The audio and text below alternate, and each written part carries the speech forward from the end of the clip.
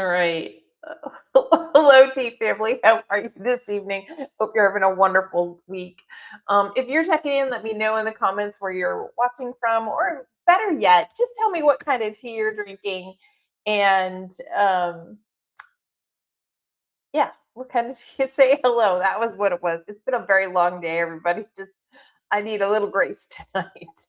As you can see, I'm coming to you live from a hotel room today. That's because when the live stream happens, and I am not home yet, but very, very soon. Just a few more hours, and I get to come home. Today, we're actually going to be diving into something fun. I wanted something really fun for today, especially. It's actually one of my favorite live stream topics to talk about because it combines two things that I think, make life a little sweeter: loose leaf tea and chocolate. So, why do some tea and chocolate pairings taste absolutely incredible, while others they just kind of fall flat? Well, we're going to address some of that today. What if I told you that maybe you're just pairing the teas and chocolate incorrectly? Now, if you think tea is just for when you're sick or chocolate is just a guilty pleasure, stick around. We're about to unlock some wellness secrets along the way. So we're not just talking about flavor today. We're going to be talking about maybe what might be considered a brain hack. I don't know. We'll see. So whether you're a tea enthusiast, a chocolate lover, or someone who just enjoys discovering delicious things, you're in the right place. Grab your beverage, say hello in the chat or comments. Let us know what you're enjoying tonight as a beverage, and we're going to get started. All right, and I will say that my handy dandy assistant is coming from halfway across the country from where I am, so he's going to try and help me keep an eye on the comments, but I will keep looking over and looking down so I can try and watch the comments myself so that I don't miss anything. All right, here we go. So I want to start with just by saying chocolate is way more complicated than most people realize. Most people think chocolate is just a wonderful sweet treat, but chocolate is actually one of the most complex foods that we can possibly eat. Welcome, Stephanie. She's doing fruit infusers with water today. That's a great choice. So, what makes chocolate such a complex compound or flavor? It changes depending on where the cacao beans are grown. Chocolate contains flavor notes like cherry, raspberry, citrus, honey, caramel, nuts, coffee, spices, floral notes. I mean, that's a lot of different complexities that could possibly be influencing the chocolate. Now, does any of that sound familiar? Because tea works the exact same way. Tea isn't just tea. Chocolate isn't just chocolate. Both are going to have layers of flavor that are waiting to be discovered. And what's even better is when we can pair them together. Because one of the reasons why tea and chocolate really do pair so beautifully together is because they both kind of speak the same flavor language, so to speak. Once you start noticing those flavor layerings, it's hard to not notice it in the future. It's one of those things once you do it, you can't go back. So when you pair a quality organic loose leaf tea with a high quality chocolate, you're really combining two powerful plant molecules: L-theanine from the tea and the theobromine from the cacao. Now, theobromine is going to give you a smooth cardiovascular kind of energy lift without the coffee jitters, which is why so many people like caffeine as a little pick-me-up. While the L-theanine in the tea kind of helps calm the nervous system and sharpen focus, together, ultimate clean energy brain boost. So if you're in that part of the day, whatever it is for you, for me, it's late afternoon, early evening, when I start to get really, really tired because I get up super early. That is when I should sit down and have a cup of tea along with a piece of chocolate, nice quality chocolate. But today we're going to talk about a few different types of chocolate, and we're going to add in a wild card thing here and there. We're going to talk about some traditional tea and chocolate pairings. Now, these are good standard pairings. They are going to always bring you a good result, but they're pretty traditional, and you may have heard some of them before. I want to bring you something unique that you may not have considered before, but that will absolutely bring out some of the best flavors in both the tea and the chocolate. And then what I think is the overall kind of best pairing for each type of chocolate. So it's easier to stick with the chocolate because we have just basic kinds, whereas there's so many varieties of tea. So who's ready? I think everybody's probably ready. All right. So let's start by talking about kind of the three general rules that are typically accepted as pairing when you're talking about pairing tea and chocolate together.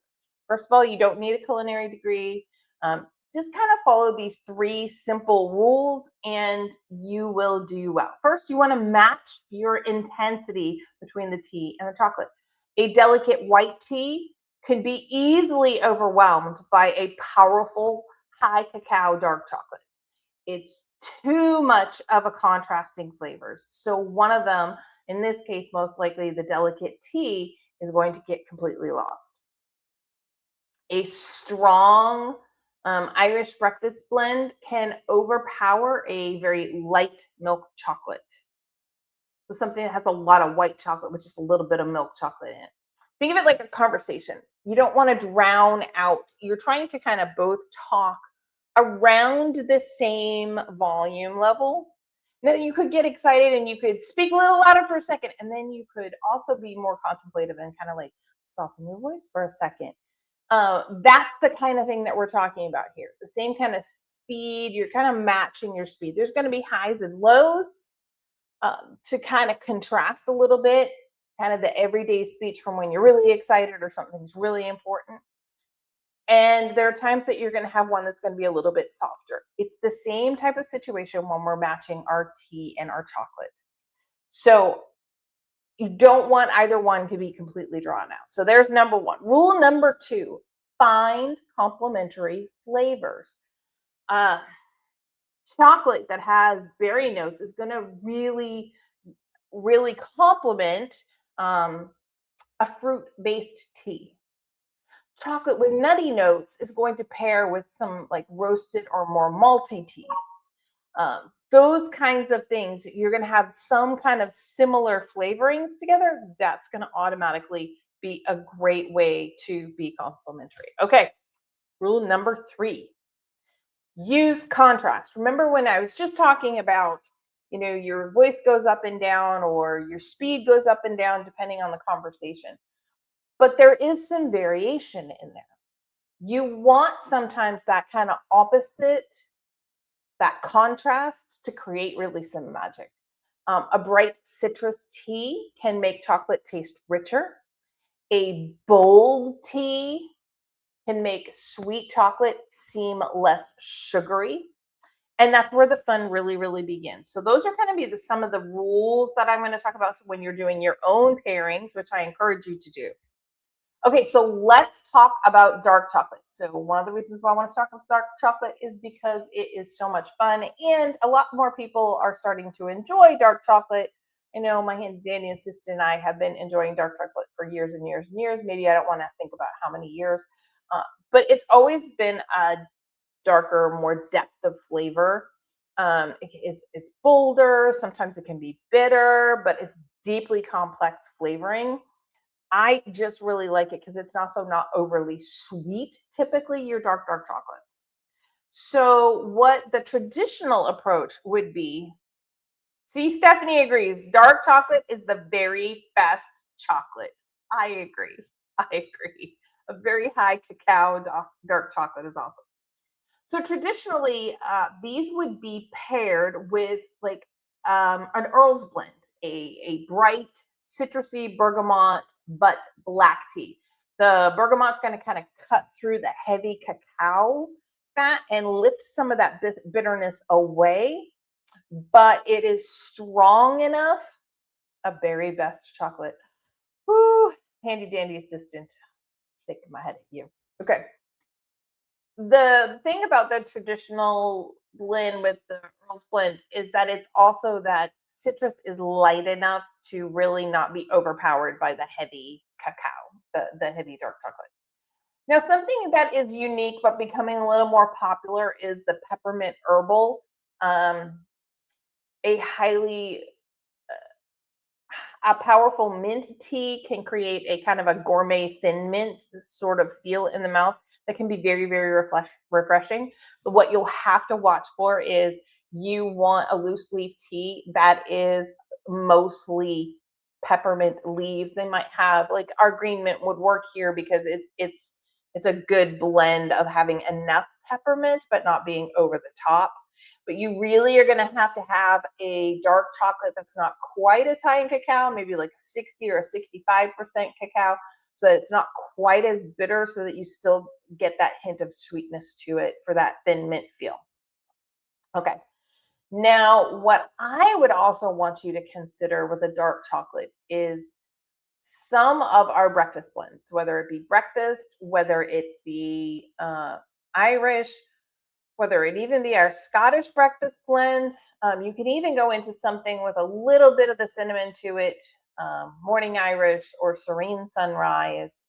Those would really work well because they have a decent amount of Assam tea in them, and that dark chocolate is going to need that that bold malty black tea so that it can stand toe to toe with the dark cacao without getting drowned out again. Now, dark chocolate and black tea are actually both packed with flavonoids. Pairing them pairing them creates an antioxidant powerhouse for those that want to think about things like heart health and things like that. So, again, just wonderful partners. Scottish breakfast, Irish breakfast, even a peeling would work, although it has a little bit of a fruit note for sweetness because it's going to have kind of that kimam in there.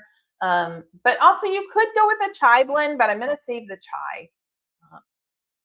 I'm gonna suggest that one. It would work here. You could put a nice, beautiful onyx chai. I know that's Stephanie's favorite in here as well, because basically these teas are going to have enough body and character to stand up to the dark chocolate rather than disappear behind it. So one of my favorite tricks to see if I'm really loving back and forth is to take a sip of the tea, take a tiny bite of the chocolate, and then take another sip of the tea, and then you really get to notice exactly how the flavors change. But start with the tea, then the chocolate. Excuse me, everybody. Oh, long day. And then another sip of the tea, because the first one is you're going to get the flavor of the tea. You're going to enjoy that. Then you're going to have the chocolate. And then when you have the tea again, it's just going to you're going to get a good mix because you've layered that flavor in there. So new way to enjoy it. All right. So next, I'm going to go with the chocolate that so many people talk about all the time, and what most people consume as chocolate, which is a milk chocolate. This is where many people get surprised by what some of the teas are. So because it's sweeter and creamier, it pairs well. Kind of the traditional is going to be that breakfast blends, a lighter black tea, Scottish breakfast would work, a gentle oolong, any kind of honey forward or honey bush tea, if you were sticking to the caffeine freeze, would also work. The milk chocolate can soften the stronger teas and bring out some hidden notes that you might not notice otherwise. But again, it's having that conversation. You can't go too strong in the tea because you've got a gentler milk chocolate, and that's why we want to do. So the traditional is typically like that English breakfast or an oolong. I really like the oolongs for this. That you're going to kind of get that classic tea and milk combo, but the milk is in the chocolate this time. The astringency of the black tea really is going to kind of cleanse some of that sweet coating on your palate. It's a good combo. Now, if you wanted to work out of that and try something unique, try a tea that has some smoky or toasted notes to it. So here is where you're going to you could go with something that's very much like a heavy sencha green tea or a Japanese green tea. That would work because it's going to have some of that savory, nutty, popcorn-like notes. And especially if you've got a toasted tea, this is going to transform that milk chocolate into a much more complex gourmet treat. Now, the best one, though, the best one I would pair, which is going to sound a little bit surprising, with a milk chocolate is actually going to be a ruby chai blend. Now, that's our caffeine-free chai, but the chai is going to have some of the warming spices, the cardamom, it's going to have the cinnamon, it's going to have the nutmeg. It's going to turn that milk chocolate into like this decadent spiced dessert experience. And so that is one of the reasons why I would particularly go with the chai for the milk chocolate, because it's going to bring enough contrast to it without going over the top. Yep, I'm drinking water today. It's kind of crazy, but I don't have a way to make tea right now. All my travel teapots are in Kansas, where I will soon be myself. So, all right, that brings us to one of the most challenging teas to pair, or chocolates to pair tea with, or chocolates to pair, even generally speaking. The hardest chocolate to really pair isn't dark chocolate, what most people think it is. It's white chocolate, which there are those that argue isn't even a chocolate. And that's because it's so sweet. It's so extremely sweet that its other teas just literally simply disappear. Now, if you change your goal to not compete with the sweetness, and you think of it more in terms of getting that balance correct, then this is one of those pairing challenges that can be really fun to experiment with at home. Now, where I'm going to start you is more traditional. Some of the ways I would traditionally do it would be an emerald garden, because you're going to have that Sencha green tea. This would also be a green mint, would be a really good one with this, because you're going to have a little bit of the mint to balance the sharpness of the mint to balance the sweetness. But that's where that bitterness of you want a little bit more on the bitter side of the green tea as opposed to the perfectly balanced. But there's going to be enough herby notes in it to work. Now, a unique way of going would actually be, are you ready? Would be, you could do a ruby chai, but I would actually move you over in your thinking to do Earth Fire, which is a rooibos has walnuts. Why do I want to say it's walnuts? It's not cashews. It's help me out, handy dandy assistant. Hearthfire is one of our very, very special teas, and it was just created last year. So I haven't been dealing. And I only made a very, very limited because it was It was for that pecans. It's pecans. Yes, thank you. The pecans and the rooibos would be in the Hearthfire would be perfect for that. But another one, which you may not have thought of, which is perfect because it is June, is Maiden's Blush, that rooibos, but the rose petals in that are going to add honey notes, but they're actually going to kind of counterbalance the sweetness, but you've got rooibos in there, so it's going to kind of balance both of the sweetness out there. So that would be another one. But my best suggestion is going to surprise you, because it's going to kind of throw out everything that I just talked about a little bit. If you really want to do something unusual with a white chocolate pairing and with tea, I would invite you to think about Ancient Green Dragon, because you're going to have the green tea. Although it's a jasmine green tea, it's adding a very subtle sweetness to it. But what you also have in there is that vanilla bean, and that vanilla bean, vanilla and chocolate, vanilla, it brings out the flavor of the chocolate even more. So it won't get overpowered, and it's going to kind of just give a velvety smoothness to it. So there you go. Ancient Green Dragon is in there. I have to say, when I was putting this together, I did think about Nautical Twilight, where you get the ginger hibiscus as an interesting one for that. but I have to try it because I don't know if I'm going to like it or if it's going to be too much of a contrast. Or you've got like two people shouting at each other, the chocolate and the tea are shouting at each other. So I thought I want to try that at home, but that's why go ahead, experiment. That's what it's for. Okay, so when people one of the reasons why we're doing this is because I know people think of like wine and chocolate pairings, but tea has such depth that people miss that it actually even brings more to the table, I think, than the wine does. Because wine pairings can be wonderful, but the tea just has so many complex flavors, and it has a lot of the same flavors as we talked about in the chocolates, that you get to really play with those layers a little more. But I did want to talk about that a little bit because I know so many times people talk about like, well, you know, it's always wine and chocolate, but it's not. Tea and chocolate can be an amazing combination. So let's talk about another kind of chocolate. There are lots of flavors of chocolate, but how about a spicy chili chocolate? So a lot of times there can be flavors in chocolate, a raspberry chocolate, a blueberry chocolate, where it's been infused with fruit flavors or other notes to it. And one of the most popular ones nowadays is chili chocolate, a spicy chili chocolate. So it's going to be warm, kind of intense, going to have some of that complex heat, but enough sweetness in it to kind of balance off the heat so your mouth doesn't burn off completely. It I know a lot of people love those kind of chocolates. So what kind of teas would I pair? Well, traditionally, I would be talking about a serene sunrise, or I would be talking a maiden's blush. I'm doubling down on the warm, going to kind of create that Mexican hot chocolate flavor profile, that sort of thing.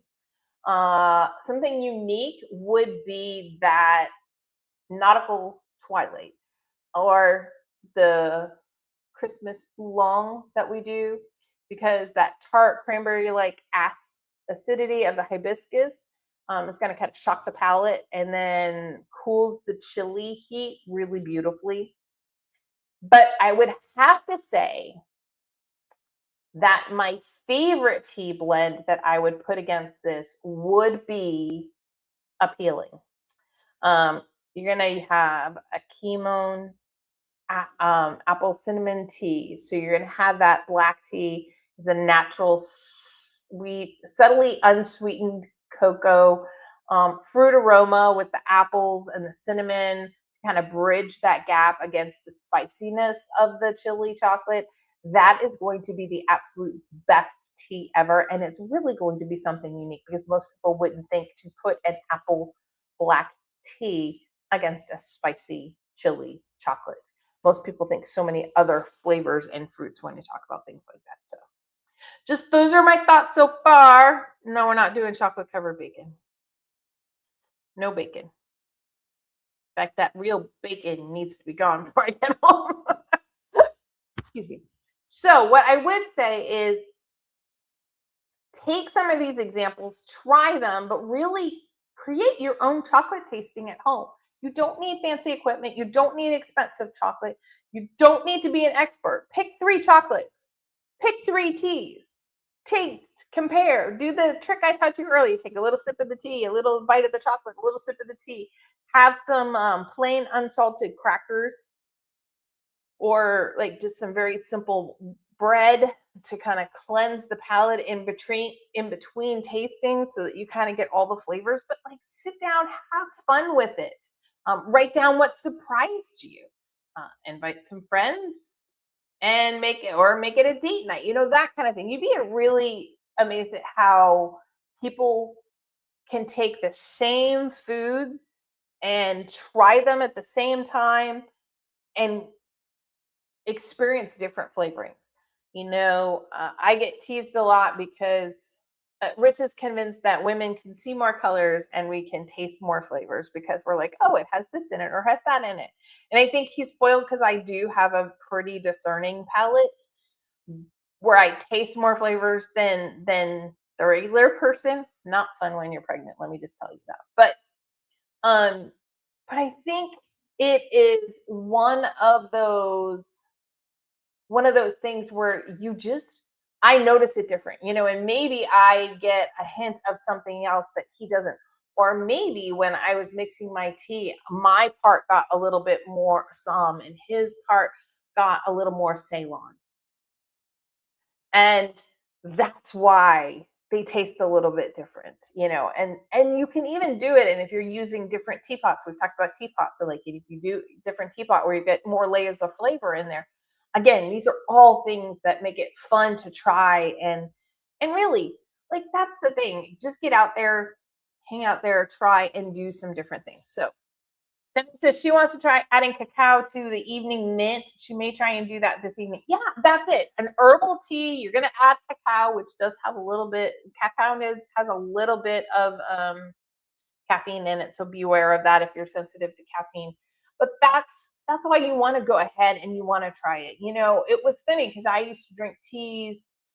I mean, it's not funny that I used to drink teas. I used to drink tea, and then for a while I was eating that red berry cereal every morning. And then I happened to have a Japanese cherry blossom tea, green tea. And then I had the cereal and I had the tea, and then I took the bite of the cereal and I was like, whoa, flavor had completely changed in my mouth, and it was so much more complex.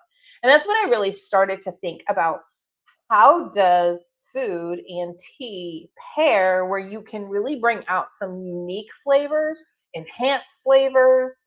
It's one of the things that made it so much fun to kind of go out there and experience. So I really encourage you to go ahead and do some cheese and chocolate pairings. And if you want to do some, feel free to invite me. I like both tea and chocolate, so we're good. We're good.